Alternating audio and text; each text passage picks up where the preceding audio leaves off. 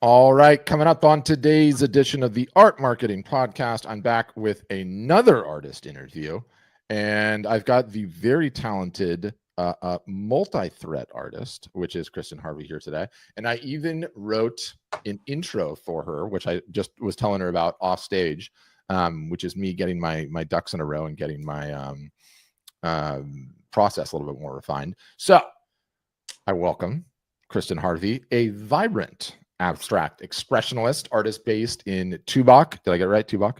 Yeah, Tubac. Yeah. Tubac. Tubac. All right, so I got it wrong. Tubac, Arizona. You guys, she's known for her bold use of color and intuitive painting style. And she, I would say, creates work that bridges the gap between abstract and representational art. And it's often featuring Southwest landscapes and mystical ravens and explosive florals. And her color palette, at least what she has online, is like so on Southwestern brand, which I love. Her artistic journey has taken her from children's book illustration to video game design for Sega, which we were talking about offline. We're definitely getting into that. And teaching sold out intuitive painting workshops, which I love. So her work's represented in galleries. And she really has like an attitude, a vibe, a brand, you will, it comes through on her social media, and especially. So I want to talk to her about that, which is going to be really, really exciting. So Kristin, big picture, welcome to the show. Welcome to the show, my fellow Californian as well, because I found out she's from Fresno, and we were just talking about California a little bit offline, but welcome to the show. Thank you very much. And thank you for having me here. I'm really excited about chatting with you. Yeah, absolutely. And I was asking her offline because, our storefronts has grown quite a bit as a company, and it's no longer the early days where I know everyone, but you've been around for a couple of years already. Yes, a few years. Absolutely. Yeah, it's funny because before we got started, she's like, I'm bad with dates. And I was like, oh my God, does she know how bad I am with dates? I mean, I can't remember anything. And don't tell anyone this, but I don't even know the exact birthday of my second child, as I just don't. I just don't have a mind for dates. It's like bad. It's bad. But I'm really excited to get into things. If you feel like the intro covered it, if you got something else as an intro, who you are, what do you do, throw that out there, and then we'll start diving into the various different aspects. Yeah, I just add one thing as a little bridge between my video game experience and going full-time artist painting. I did spend time as user experience designer. Before I left Sega, I had the chance to design their first website for Sega of America. Amazing. And I went through that experience with simple text. So I learned HTML, and that evolved into user experience over the years. Wow. Just out of curiosity, do you still leverage that skill set at all? Or are you like just done with code and design in that capacity? No, I have to. Everything that I learned, I mean, I was on the design side, so it was more in touch with marketing. So I'm very happy with my experience and what it brings to me when I'm working with my art storefront site. Oh, that's amazing. I mean, that's like, it's such a you're such a unicorn in that capacity, because so few artists have like a deep background in the tech side of things, right? I mean, you were writing HTML, for God's sakes. I mean, that's amazing. And it's funny, she and I were talking. I don't know how old you guys are that are watching this, but Sega was a huge part of my childhood. That was a extremely sought after gaming console way back in the day. I don't even think like the new generation, aside from like what Sonic became a movie, Yes. the flashes like on the screen ahead of time, which is amazing. One question I always love to ask: when did it transition from day job to paying the bills being an artist? In 2022, September of 2022. Wow. It was a long journey, that's for sure. But in 2022, I finally balanced the scales enough, or tipped the scales enough to actually quit my corporate design job. And I needed more flexibility in my life as well. So it was perfect timing. When did you, just out of curiosity, when did you leave California for Arizona? Oh, gosh. Well, I left California for Rochester, New York first. So after my video game experience, I was looking for a big change and moved across the country. And I, believe it or not, started working at a cross-stitch design company, which at the time had very similar software to video game software back in the day. So I did that there. And then my family, in the meantime, had retired out here to Arizona from Fresno. My father got sick, and we wanted to come out here and help my folks. And so we love it so much. We have stayed, and I think we'll be here for a long, long time. Oh, that's amazing. Yeah, we love the Southwest. Beautiful, beautiful country. So Yes. even during your career, when your day job was let's call art adjacent, obviously. Mhm. Were you a working artist that entire time? Were you creating pieces and attempting to sell them on the side and when you could and everything else? Yes, absolutely. There was a probably 5 to 6 year crossover period where I Hmm. was doing both full time.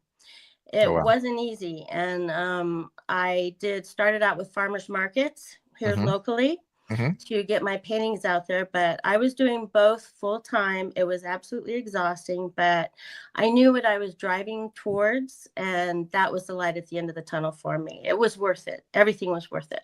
I love hearing say that. I mean, I so encourage, like, we're art storefronts. We get pigeonholed as a digital brand, sell online and passive income and all of that. But, I've long said on this podcast, like, what is the best way to sell art? In person, face to face, always has Yeah. been, always will be. That's never going away. What is the easiest way to do it? Get into a farmer's market just to give it teeth. Like, Yeah. what would you normally have to pay to get a booth at that farmer's market? Actually, it was just $20 to start $20. because yes. $20. Yes.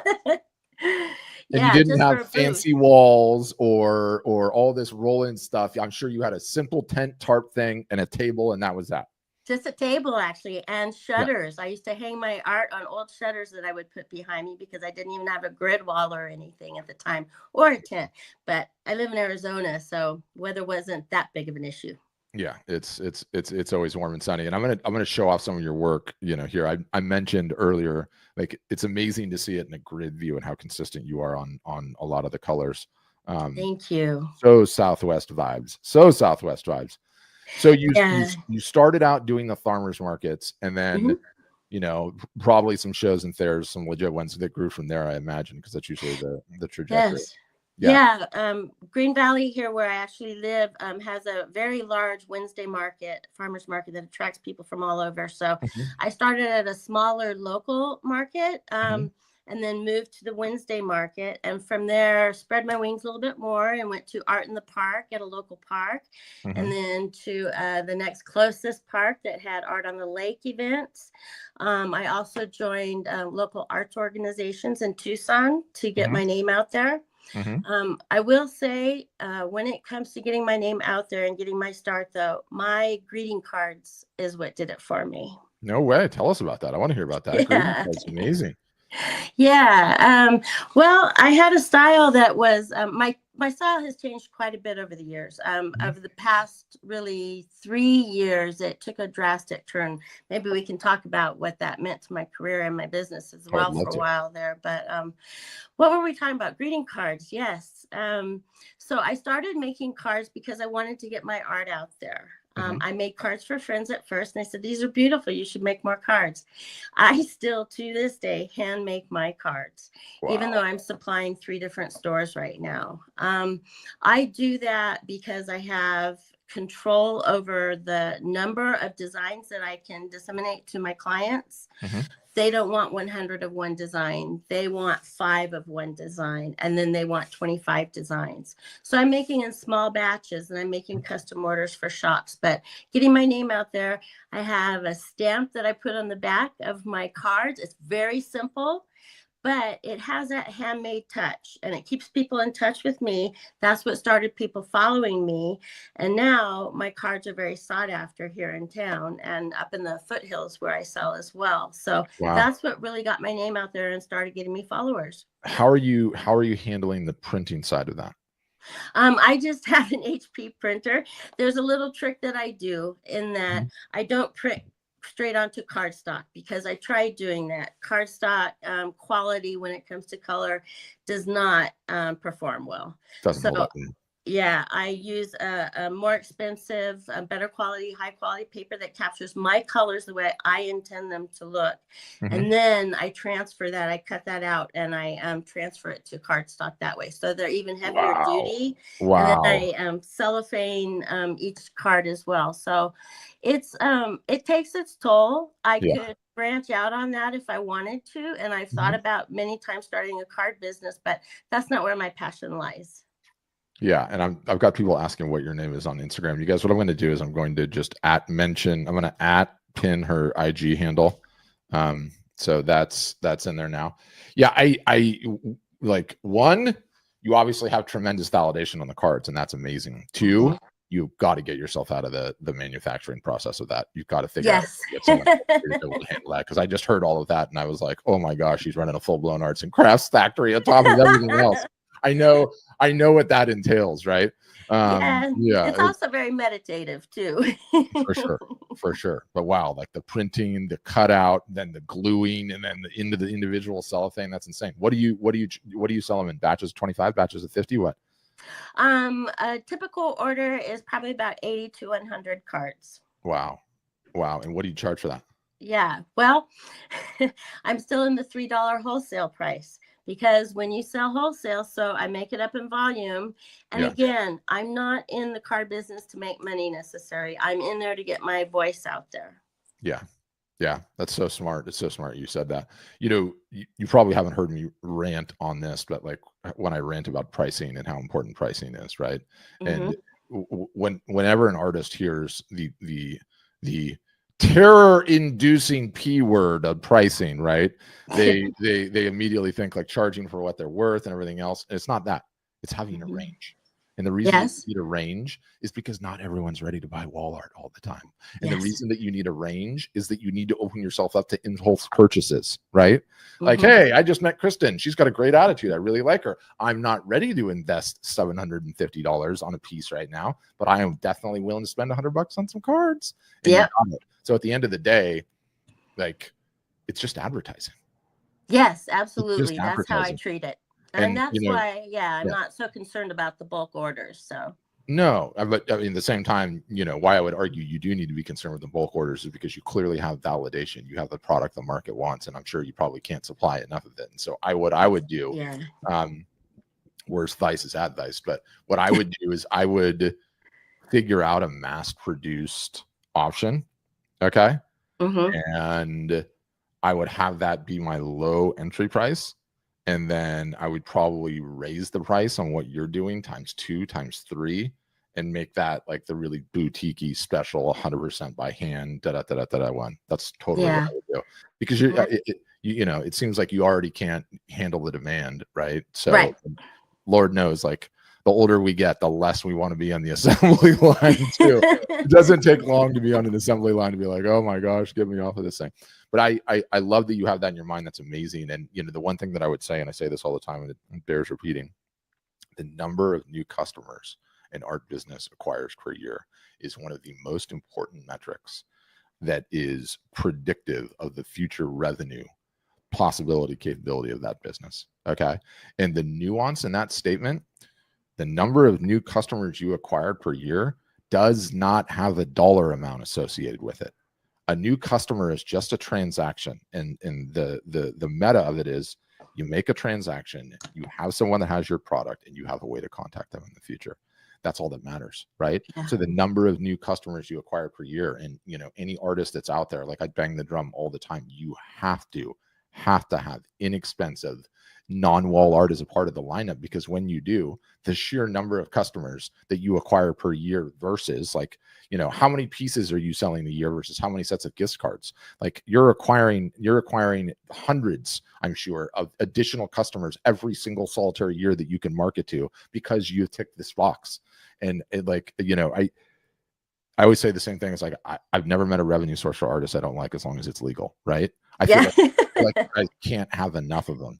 So the gift cards aside, I want to pivot to when you started teaching. I love that you have this additional revenue source in your business. All over you guys, if we look at her Instagram, like she's not teaching to small audiences here. And some of these things that I see, I mean, you've got a ton of people that are showing up for these things, and it's all over your Instagram. So that I love that you're doing this. So talk to me kind of about the frequency. I'm interested in the frequency and a little bit of the backstory. And then I'm very, very interested in, have you contemplated taking it online and digital and being able to serve a bigger audience and or not? So that's kind of my questions there. Okay. Sure. I have considered taking it. I'll answer that one first. I have considered taking it online. It's not, again, where my passion lies. My passion lies in interaction. My whole goal with my classes is to introduce someone to themselves again and find their authentic voice as an artist. But I say intuitive painting with confidence, because I also teach art tools and practices, theory, exercises for the imagination, to open up that imagination, to get people back in touch with their authentic voice and what they have to say. So it's not a come and learn to paint like me experience. I get the fact that people are coming to paint with me. I do get that, and I want that. I want that connection with people, but I want them to be coming to learn to paint as themselves, is the sincere goal with my workshops. So that doesn't quite mesh with online workshops right now, but I do demonstrations. I do demonstrations online on my Instagram where I paint live, and that really connects with people as well. It's amazing when you discover and really listen to people, the questions that they ask and the things that interest them. They're just so hungry for the artist experience. They want to understand what you were thinking. They want to understand how you did what you did. And through those, through the videos, I have that connection. And I don't, at this time anyway, want to monetize that, because it's something that helps me connect with all different kinds of people in different ways. And I think if I monetize that, it's going to cut off a big portion of that for me. So it took me, I will say it took me a good 3 years to work up the guts to teach. I had taught as a younger artist in boys and girls clubs in San Francisco when I was in art school.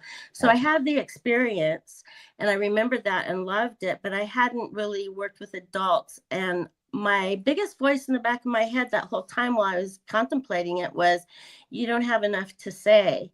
And when I started listening to people and paying attention to the questions that people were asking me online, I realized I actually have a lot to share.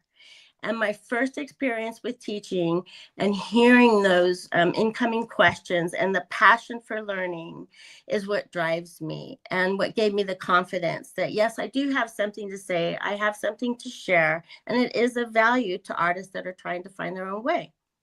It's so, I mean, it's like public speaking and all those fears personified into one little thing. Now, Yes. you mentioned something there. One, I want to push back on you because I don't think it's binary. I think you can do both, i.e., have that authentic you out there, putting yourself out there, connecting, getting that feedback, and then two, having it lead to something that's monetized. But how are you doing those live? Are you actually going live on Instagram, so it's in real time when you do that? I have gone live in the past. I have a little bit of issue with that because the way I do so much contemplation and stepping towards my easel and stepping back to contemplate, that doesn't work really well. So I do it sometimes in short spurts, or to describe a painting or describe a process that I just went through. But mostly with the videos, I record them and then I edit them in InShot, and I put them back together with the finish. I found out I used to post just the painting process without the finished piece, and people were very frustrated with me. Oh, yes. Another thing about me is I tend to paint overnight. So now people would wake up in the morning and see, what did you paint last night? So that's kind of the thing that I have going on right now with my videos. So people want to see what comes out of it. You're a night owl then. Absolutely. Yeah, got it. This is such a loaded question by me, because I've been banging the drum for like since COVID about the absolute power of what we're doing right now, which is this broadcast is live, right? There's, as of this current moment, there's like 50, 60 people watching this, and I'm seeing some of the comments coming in, they're saying this and that. Are you familiar with like the term busking? Yes. Right.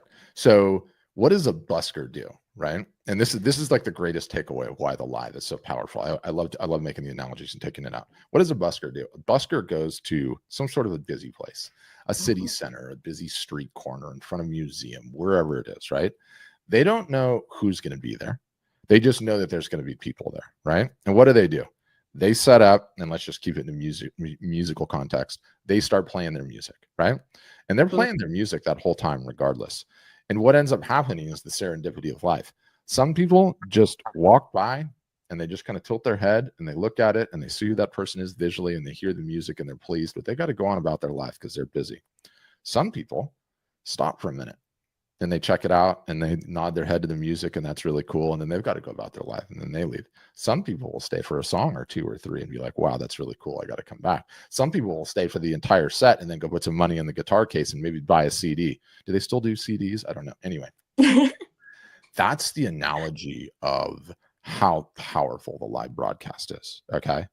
The busker has to go to some shopping mall or busy city center or some landmark, right? In today's day and age, Instagram is the busiest city center in the history of the world. Yes. Okay. You show up, you turn that camera on, and you start doing your thing. And then you just wait for the serendipity of what happens as a result of that.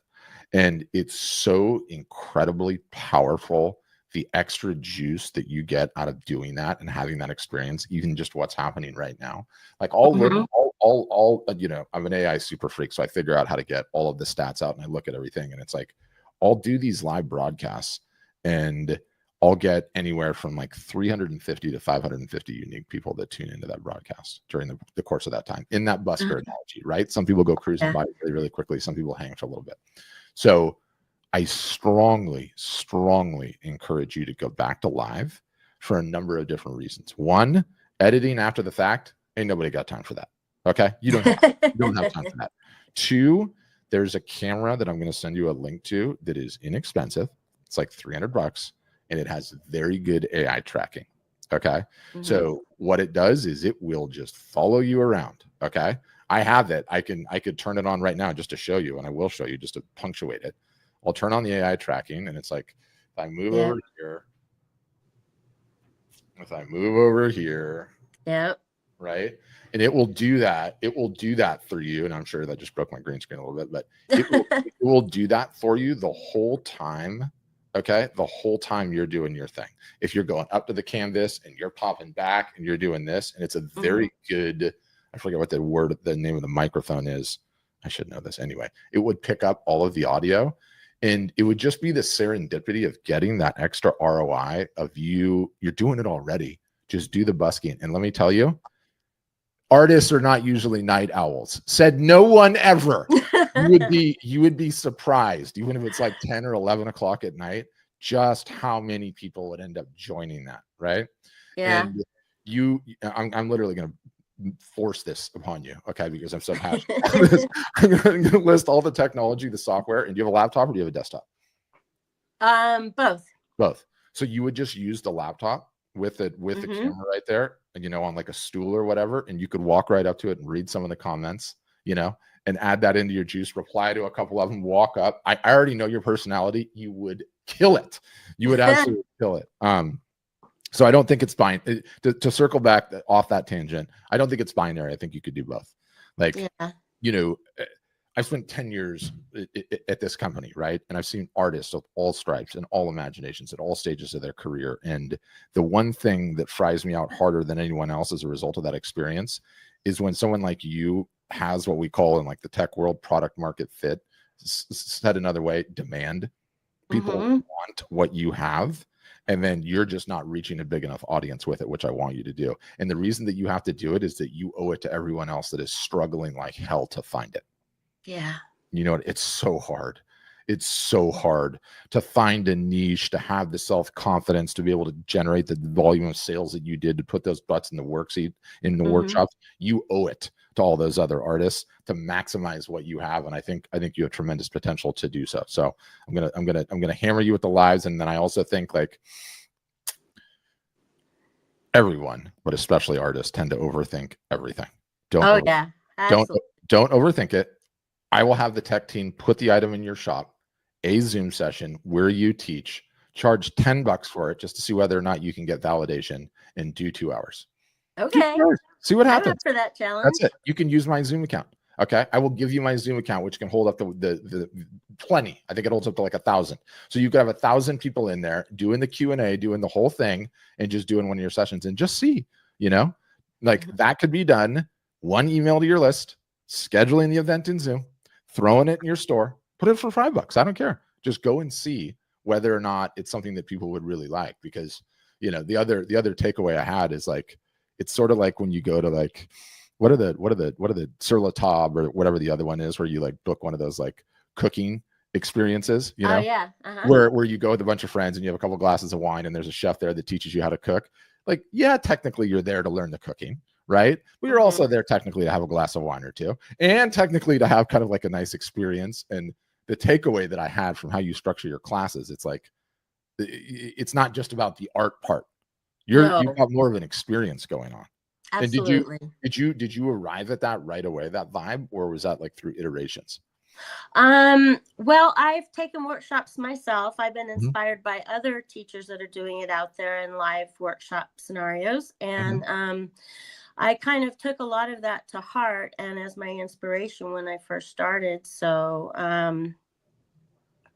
I go ahead with the next one. I don't know how to speak to that for sure right now. Yeah, you're still shy about it, but I think you guys got to give her a follow on Instagram and see like her entire vibe, because she just comes off as so authentic and it's so uniquely different, right? And you know, I get so excited when there's multiple revenue pillars, you know. Yes. And in your business, I'm hearing the cards, a big one. We got our prints, the big one, the originals. You're in galleries, which is what I want to get to next. But then you've also got the teaching, right? Like, Yeah. where is it written that because you have this creative talent that like you have to be pigeonholed in to be just this or just that? And I feel like artists do that to themselves all the time. It's like, no, like that creative talent could go so many different directions. How can we monetize it? And how can we make it so you can feed your family? Like, it's not any more difficult than that.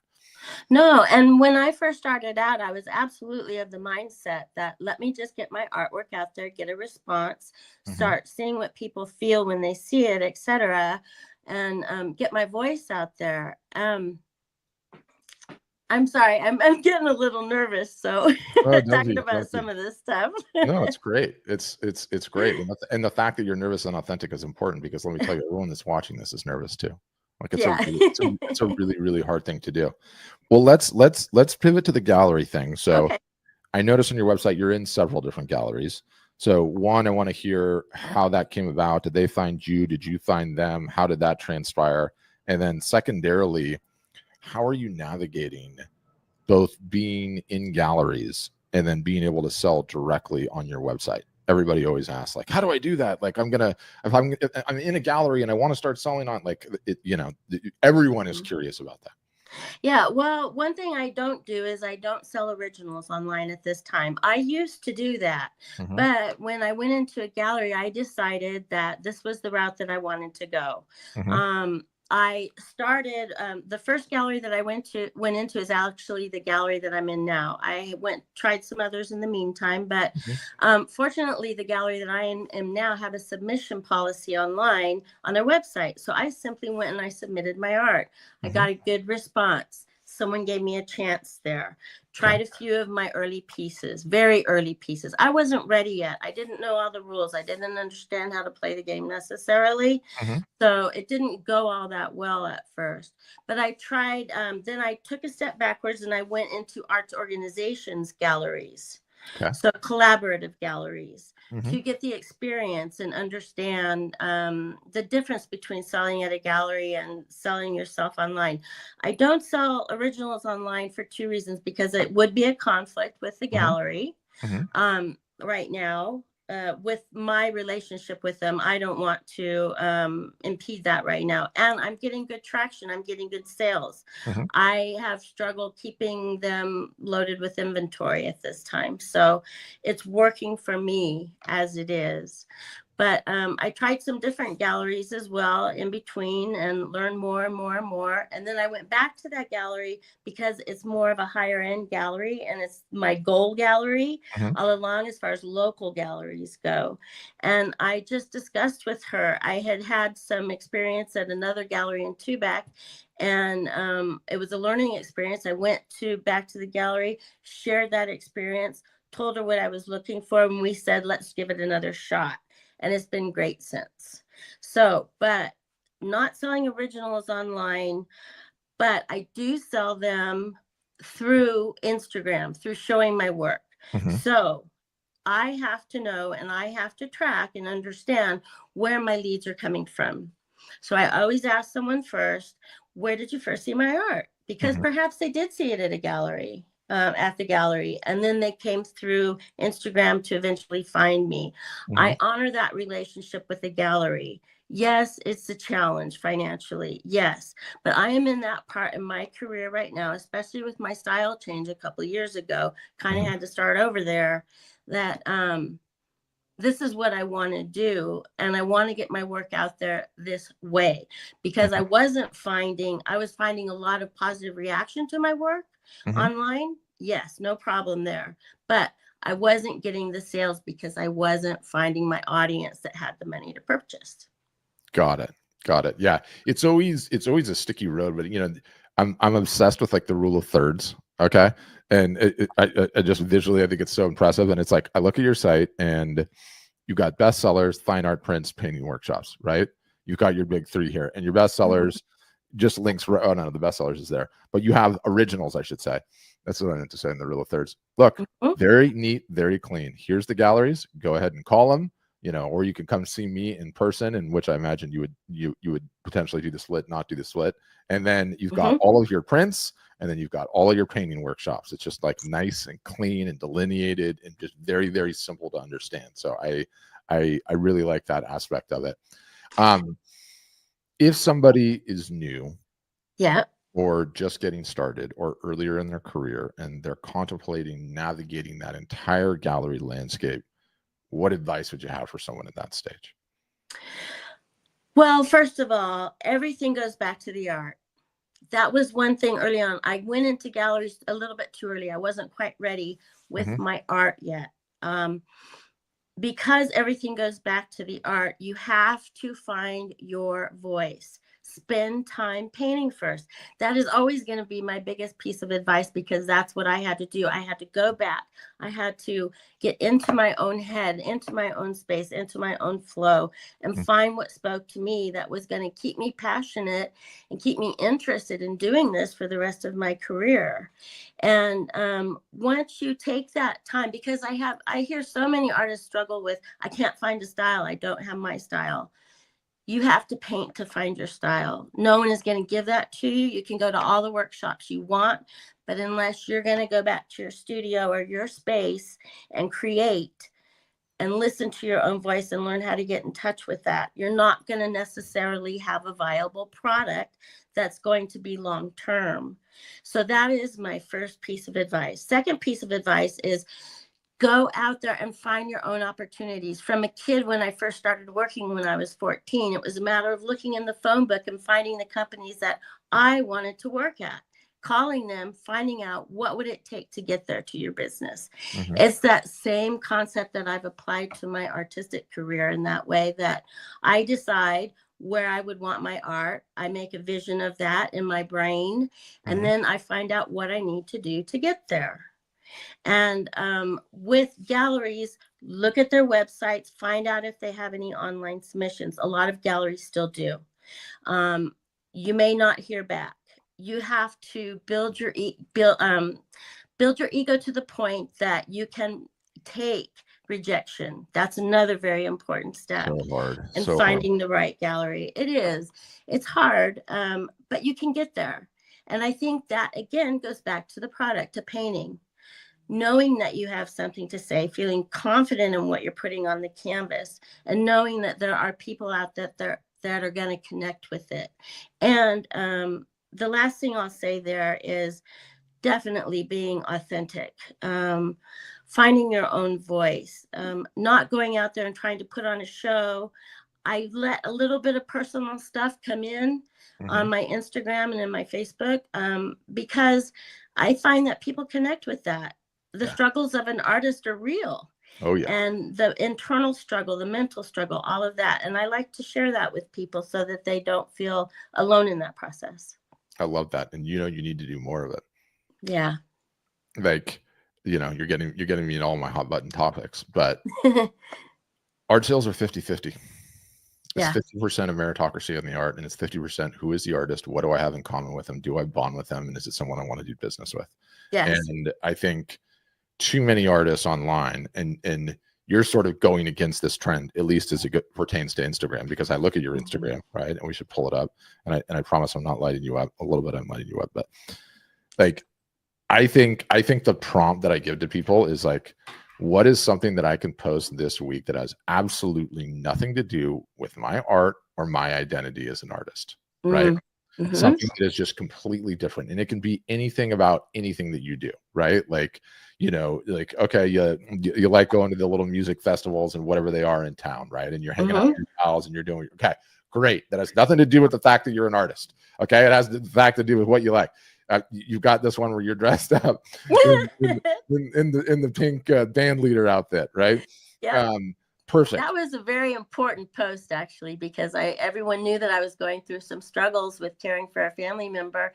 And that was my struggle and my desire to go back to my inner child. Years ago, I did a internal work that I visualized my inner child. And this brought it to life. It was a really great experience because I was feeling out of touch with myself, and just putting a vision to that child within that has something to say without any filters and bringing it to life. That was a very powerful post, and it connected with a lot of people on the different platforms. 100%. Silly, yes. But I'm putting myself out there and I'm being myself. I am a little bit weird. I am a little bit silly, and I enjoy funny things. We all are. That's exactly. Yeah. Exactly. We're all a little weird, and those weirdnesses is where you connect with people, I think. 100%. And it's like, it gets to the heart of the matter, which is, you know, I could argue 9 ways to Sunday from being a long-time digital marketer and understanding the way algorithms work and how you get engagement, when you get engagement, what changes, and how important it is to have different types of posts because they go after different types of audiences, right? So I don't post about your art all the time, but I don't even need to make that argument because we can table that argument. People do business with people they like. People get connected to people they like. If you're not giving a window in who you are aside from an artist, how are they going to make that connection? How are they ever going to know? Right. And that's the thing that's so hard because, one, I should say, I hate social media. I'm a social media marketing expert. I hate it. I don't post anything ever. I don't even ever go on it. Okay. Really? But yeah. So my point is, trust me, I know. Okay. I know. I know that why photographers like to hide behind the lens. I know why artists like to hide behind the canvas, right? And not share any of that stuff. But the reality is that, and I say the same line, like, I'm not saying to people that you have to become a Kardashian and your life is like a reality TV show where you're followed around all over the place. But give us a little window now and again. And something else that makes you tick. Because every single solitary time you're offering up this part of your life that, guess what? It turns out a lot of other people online do that same thing too. And all of a sudden they're bonded with you. And it's like, that charges up your engagement and that earns you the right to share the art. Don't just share the art all the time. So I get just super, super fired up about that. Yeah. In this whole journey, how did you find us, out of curiosity? Just through research, actually, and ads. I was considering what I wanted to do in the online aspects of my work, and I wanted a platform that was robust enough to facilitate my growth and scale up with me. That was one thing that was most important. When I first started with my site, I didn't use all the capabilities. I still don't yet today, but I know I'm growing into them. I know that they are there. And the fact that they're there inspire me to learn that side of the marketing and the sales approach. Awesome. Absolutely amazing. And we were talking a little bit offline because she's, you know, she was writing web pages in HTML. She's clearly got a techie side to her, right? And so I was asking her about her AI use. Anyone who listens to this show knows I'm like an AI super freak. I'm very, very encouraged by its potential broadly, but very specifically for artists as well, right? Do you just explain your usage? And I know we talked a little bit about Art Helper, and that's great, but are you using it on the side, ChatGPT or any of the other ones, to do research or to ask questions or to help you think about things or anything like that? Yes, I do. I use ChatGPT and GPT, sorry. But dumbest name by the way ever, by the way. GPT is it's like, it's so hard to say. Like they could have, yeah. Anyway. But I will use it for research, for personal research. I most recently actually used it for my workshops, in that I use it to summarize all my different thoughts into some summary pieces that I could hand out in the workshop for takeaways. I don't post those online because I want people to come to the workshop to get that information. Yeah. But I find value in it. I struggle a little bit with descriptions of art. It is amazing. I have a painting with a moon on it with little freckles. GPT caught those freckles and described the painting to a T, but the soul wasn't there. Yeah. My reason for painting it, my desire to paint it, and my desire to share it wasn't there. So I always go back in and I re-edit and add my own voice and flavor to any descriptions I do see. 100%. And what you just said is like one of my favorite use cases of the whole thing. It's like, is it easier to start with something on the page or with a blank page? I don't know about you, but for me, it's easier to edit something than to come up with it out of thin air, right? Yes. And it's like that's the beautiful thing. And it's funny because I was looking, I think, at your Instagram, and you generated one of the little action figures that we all did. Did you guys see this? This was like such a viral thing for a hot minute. Everyone, the prompt got shared, and everyone was going on and creating it. And you got Just Paint on there, and I know you did that with GPT, like all the rest of us did. So I was like, I know a little bit. Anyway, where was I going with all that? Oh, like since COVID. And you probably haven't been with us that long, but since COVID, I've had the opportunity to do like multiple, whether it's Zoom or whether it's live broadcasts or interviews like this. And it's like I've interviewed so many artists at this point, so many different photographers at this point, and the number of those folks out there versus the number of those folks out there that have even one part-time assistant or part-time team member, someone helping them with their marketing. Like if I interview 1,000 artists, it's 2 out of the 1,000 that have an employee of any kind. And that's got to give, right? It's got to give, because it's too hard to wear all the hats all the time and be good at all the things all the time. It's impossible. No one can do it, and no one wants to do it. And I look at the promise of AI, being that employee that can just help you out in a couple of these areas that you just don't want to do the work, or it's not the best use of your time, or you just absolutely hate doing it, like more so than any other thing in the history of mankind, right? And then it never gets done. And I'm excited about it. I mean, like in the artist segment especially, I feel like it is one of the greatest levelers ever, because those employees were not going to happen. It's like the greatest, like, which came first ever. I'll hire that employee as long as I sell enough art, but I can't sell enough art until I hire the employee, right? Absolutely. It's so hard. And I'm like thinking about you. I was like, oh man, she needs one. She needs one on the assembly line. She needs one telling her what Instagram comments are in these upcoming live broadcasts, right? And you're right about that. Yeah, I did get an assistant for workshops. That is very helpful. Hugely helpful. Yeah, and you need it. One cool thing that I made for you, and you don't even have to do anything. I'm just going to put it in your art helper for you. But I developed this product. It grabs as much information about you as possible. So I did this this morning for you. It grabs your. I maybe should even show it off. Let me see if I can get it on the screen. It might take a second, and I'll just sort of explain. But bear with me while I got to go find this thing. It basically grabs everything that I can get in a public capacity about you. Okay. Yeah. And it follows, I mean, I've been iterating on this thing like crazy. It follows this structure to create a file that the LLMs read. Okay. And the way that it works is that it's basically, hey, LLM, don't sound soulless. This is what I like to sound like. Right. Yes. And so what it does is it enables the LLM to talk like you, right? So it does these things: core voice, archetype, tone and style, key themes and topics, signature phrases and quotes.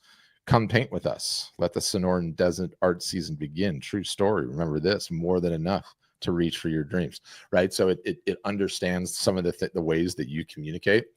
And you give this file to the LLM and you're like, please write this product description of my painting with freckles and the moon in my voice. And what I find is that, like, the quality is anywhere from, and it's situational, but anywhere from a 30 to 40 to 50 to 60 to 70 to 80% increase in the quality and the caliber of the output. That's incredible. I'm gonna put this in your art helper today as soon as we got this call. And then when Okay. you go back in, watch what happens, and I'll send it to you too, so you can use it on on the side and everything else. But yeah, I just think I think AI can be an employee, and God, you guys need one so bad. All of you need one to help with all of the things that you absolutely hate, right?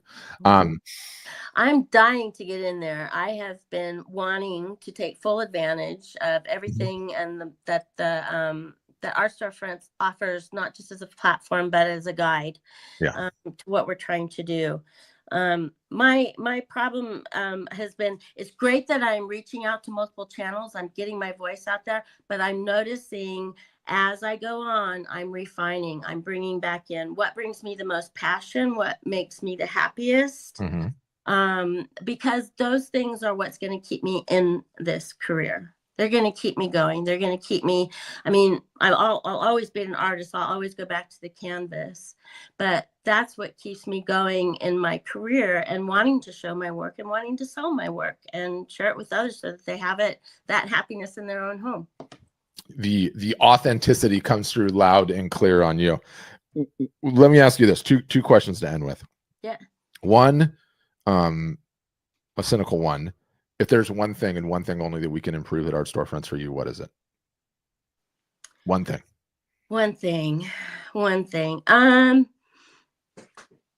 Back end quirks. Yeah. UI, UX, and the way the database works, I assume. Yeah, there's just a few little things that I would improve. Being a user experience designer, that I would improve that way. I think make things a little bit more simple, but it doesn't take much because there's a very clear path from point A to point B of what you're trying to do in the back end. It doesn't take a lot once you figure it out. Read all the content, listen to the support, follow it. Once you do it, we need to hire you. We need to hire you or some back end UI, UX, Sega theme. And then the other thing that I'd love to ask is, like, what would be the advice to just starting out, Kristin, that you've learned after all these years doing it? What would you tell that young artist these days? Stay true to yourself. Stay true to your authentic voice. You will get a lot of criticism. You will get a lot of input from various different audiences. From friends will say one thing, a gallery will say another, a potential buyer will say something else. Know yourself. Get to know yourself internally, because that is what you can always go back to. That is your true north. And if you understand that and you can keep in touch with that, I think you can do anything. Amazing. Can't end in a better place than that. You guys, you can find, anyone that's watching this after the fact, obviously in the show notes will be a link to her Instagram account. Obviously in the show notes will be a link to her website.